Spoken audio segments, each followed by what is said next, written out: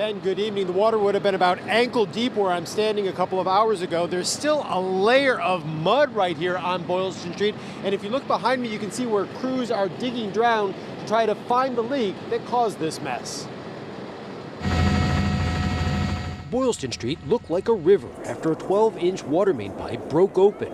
Water seeped up through the pavement, flowed around corners, and splashed onto sidewalks. It's slowly been getting higher and higher for the last hour. We thought they'd have it turned off by now. As crews searched for shutoff valves, cars created waves, and pedestrians tiptoed through ankle-deep water. Somebody tossed a wooden pallet across this alleyway to create a makeshift footbridge. You're gonna have to dry out your sneakers? I know, yeah, I think so. How wet are your feet? Oh, quite wet. One of my foot unfortunately got into the thick of it, which is so sad. Water also poured through the ceiling of an equipment room at the Arlington T station.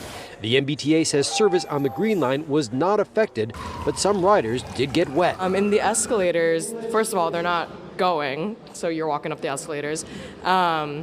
And then you're walking up and it's just like dripping on you, and it's really damp and gross in there. It's really not pleasant at all. After about an hour, the water was shut off and the flood receded, but not before leaving behind a muddy mess and a car-sized sinkhole in the middle of the street.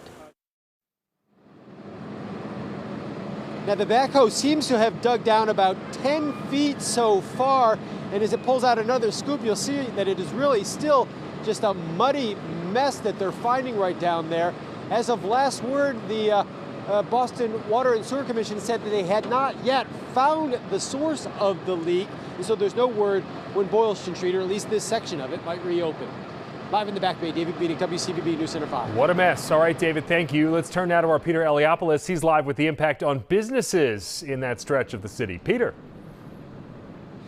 Hey, Ben, yeah, several businesses in this area had to close down early due to the fact that there was just no running water for them to operate. Restaurants in particular. This was a sign posted on the door of the well-known Parish Cafe on the corner of Arlington and Boylston saying they're closed and they're sorry for the inconvenience. A manager there telling us off camera this was a really busy day for them, and it was really disheartening to have to close at the time that the restaurant was full. They had to turn people away. Same thing happened a few doors down at Tate Bakery. Someone there telling us that they closed around 1 o'clock, and we spoke with some folks who had to find alternative coffee and food options here.